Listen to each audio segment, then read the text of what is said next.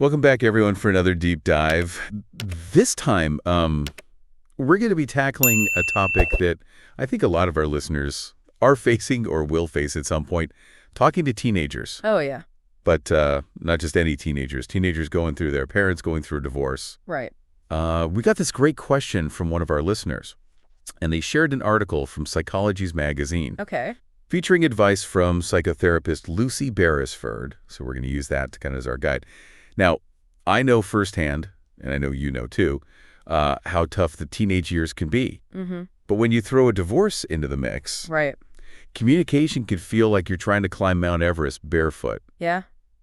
So how do you even begin to reconnect when it feels like they've shut you out completely? Well, I think one thing that's important to remember is that teenagers are always communicating even when they're not saying a word.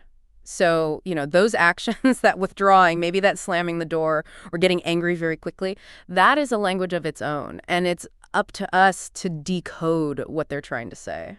Oh, that's such a good point. I hadn't thought about it like that before. But how can we learn to understand this teenage code? Well, one key is to understand the teenage brain. Okay. And imagine it like a house that's undergoing major renovations. Okay. That prefrontal cortex, which is responsible for decision-making, emotional control, it's still under construction. Okay. So this can explain why they struggle with regulating their emotions and react impulsively, especially when we add in all of this upheaval of divorce on top of that. So basically, they're dealing with a double whammy. Yes. The normal chaos of a teenage brain. Exactly. Plus the emotional earthquake of their parents' divorce. Right. No wonder communication feels so strained. And that's why this advice from the article about presenting a united front with your ex, even though you're no longer together, is so important. Okay. It might seem difficult, Yeah. but it provides that stability, that reassurance for your teens when everything feels so shaky. It's like showing them, like, hey, even though mom and dad's relationship has changed, the foundation of your family is still solid. Exactly. It's about consistency and predictability, which can make a huge difference in their ability to cope. Now, this doesn't mean you have to agree on everything with your ex, but even just demonstrating civility and cooperation Okay. in your parenting decisions can really create that sense of security for your teens. That makes a lot of sense. I remember a friend who went through a really, really difficult divorce, Mm-hmm. but they managed to successfully co-parent, and their kids really seemed to benefit from that consistency. Mm-hmm.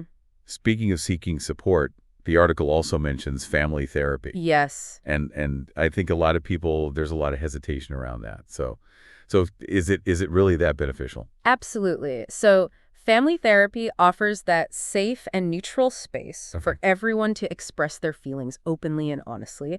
A therapist can guide you towards those healthier communication patterns Okay. and help everybody understand each other's perspectives. I guess sometimes it's just easier to communicate when you have a neutral third party there Right. to kind of help navigate those choppy waters. The therapist can help you learn how to listen actively, express your needs constructively, and resolve conflicts in a way that benefits the entire family.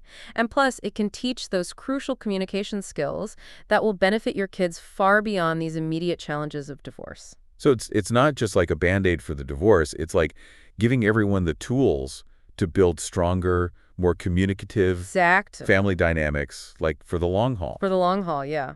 That's really good advice. And in the question, the person asking the question mentions that their kids still talk to them, but it's only about practical things, like if they need money for the movies. Yes, and that's a really important detail because it highlights that there's still that foundation of communication, even if it's not the deep heart-to-heart conversations that you might be hoping for at this point. Okay. Think of it like this tiny little crack Okay. in that wall of silence, a small opening that you can start to build upon.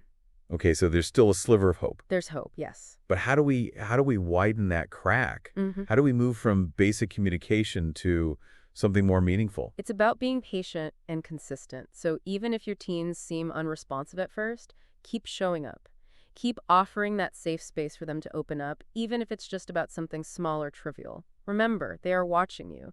They need to see you modeling those healthy coping mechanisms and that emotional resilience. So it's not just about the words we say, but the actions that we take. Exactly. By taking care of ourselves and demonstrating a positive attitude, we can encourage them to do the same. It's about being the kind of adult that you would want them to confide in, even if it feels like you're talking to a brick wall sometimes. It's like planting a seed and nurturing it patiently, Yes, even if you don't see sprouts right away. Yeah. exactly.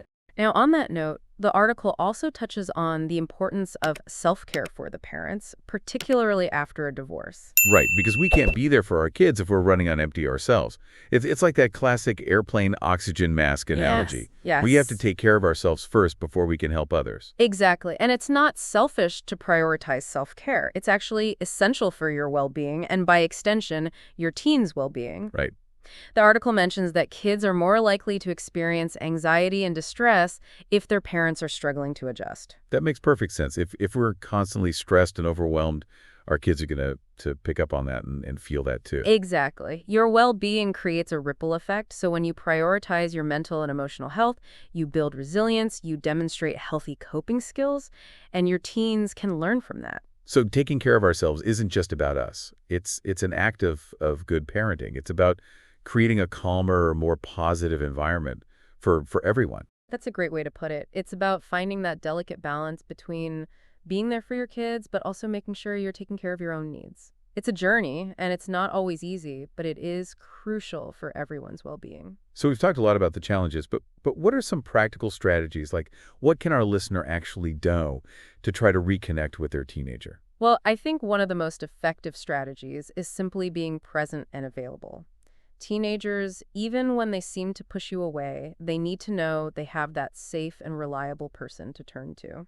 I guess it's about showing up consistently, even when they're not giving us much to work with. Exactly. It's about those small, everyday interactions. Maybe it's asking about their day, offering to help with homework, even if they initially brush you off. Those little moments of connection can gradually build that trust and create an opening for more meaningful conversations. It's like laying the groundwork, like brick by brick, for a stronger relationship. Exactly. And don't underestimate the power of nonverbal communication.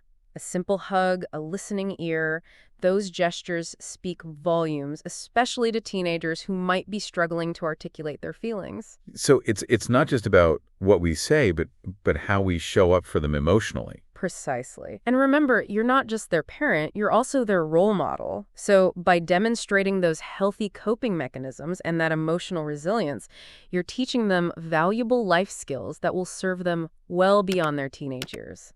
And speaking of modeling healthy behaviors, we touched on the importance of self-care earlier, but how does someone even find the time or energy for self-care when they're already juggling work, parenting, and the emotional roller coaster of divorce? Yeah, I understand that feeling. It can feel like you're adding another item to an already overflowing to-do list. But self-care doesn't have to be these grand gestures or elaborate routines. It can be as simple as taking 15 minutes each day to do something you enjoy, whether it's writing a book, taking a walk, or just sitting in silence. I like that. Making self-care more manageable, less intimidating. It's about finding those small pockets of time to recharge. Exactly. And it's about being kind to yourself. Remember, you are going through a major life transition, and it's okay to acknowledge that it's tough. Don't be afraid to ask for help, whether it's from friends, family, or a therapist. That's such an important reminder. Sometimes we're so busy taking care of everyone else that we forget to take care of ourselves. But you're right, seeking support is not a sign of weakness, it's a sign of strength. Absolutely. And it sends a positive message to your teens as well. It shows them that it's okay to reach out for help when they need it. It normalizes self-care and emotional well-being. So we've talked about understanding the teenage brain, presenting a united front with your ex, the benefits of family therapy, practical strategies for communication, and self-care. Is there anything else that you'd like to emphasize? I think it's important to remember that every teenager is different, and there's no one-size-fits-all approach to communication. What works for one teen might not work for another. So the key is to stay flexible, be patient, and most importantly, keep those lines of communication open. Even when it feels like you're speaking different languages, that language of love and understanding can always bridge the gap. That's beautifully put. It's about embracing the uniqueness of each child and finding those individual pathways to connection. Exactly. And remember, even though navigating the teenage years after a divorce can feel like sailing through a storm, it's also an opportunity for growth and transformation.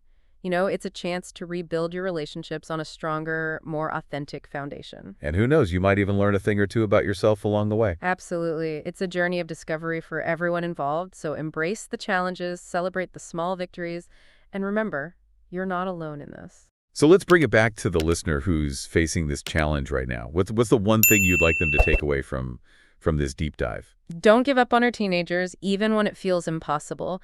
They need you now more than ever, so keep showing up, keep listening, and keep reminding them that you love them no matter what. That's a powerful message. And remember, even when you feel lost in this wilderness of teenage angst, there's always a path back to connection. Sometimes we just need a little guidance to find it. Now, before we wrap things up, let's leave our listener with something to ponder. If your teenager could tell you one thing they need from you right now, what do you think it would be? That's a thought-provoking question because it encourages us to step into our teenagers' shoes and try to see the world from their perspective. And maybe, just maybe, that shift in perspective is all it takes to start bridging that communication gap. It really does make you think. I think it's so easy to get caught up in our own anxieties and our own assumptions about what our teens need that we forget to actually listen to them. It's true, we often jump into that fix-it mode when what our teenagers really want is just to be heard and to be understood. So how do we make that shift from fixing to truly listening? What are some tangible things that our listener can do to create that space for communication? Well, first, create those opportunities for conversations that aren't forced or demanding. Maybe it's during a car ride, while you're cooking dinner together, or just before bed. The key is to be present, put away your phone, and show genuine interest in what they have to say. So ditch the distractions and just be there, fully engaged, even if they're talking about something that seems, trivial to us. Exactly. And when you are listening, try to resist the urge to interrupt or offer unsolicited advice. Instead, focus on reflecting back what you're hearing. You can say things like, "It sounds like you're feeling really frustrated about that," or "I can see why that would be upsetting." This validates their feelings and lets them know that you're truly listening. It's like holding up a mirror to their emotions, right? Helping them understand and process what they're going through. That's a great way to put it. And remember, listening involves paying attention not just to their words, but also their body language and tone of voice. Those nonverbal cues can reveal a lot about what's going on beneath the surface. Like learning a whole new language, the language of teenage emotion. You got it. And as you become more fluent in this language, you'll find that those communication barriers really start to crumble. And you'll be able to connect with your teenager on a much deeper level. I love that. It's about meeting them where they are, not where we expect them to be. And keep in mind that rebuilding trust and connection takes time. There will be setbacks, there will be moments of frustration, but don't give up. The rewards of that strong, healthy relationship with your teen are so worth the effort. So to recap, even though this is a challenging time, remember that you're not alone.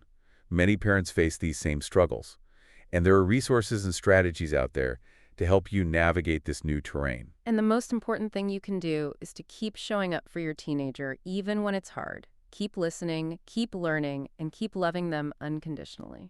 Beautifully said. Well, that wraps up another deep dive. We hope you found this exploration insightful and encouraging. Remember, communication is a journey, not a destination. Keep those lines open, and you'll find your way back to that strong, loving connection with your teen. Until next time, keep diving deep and keep learning.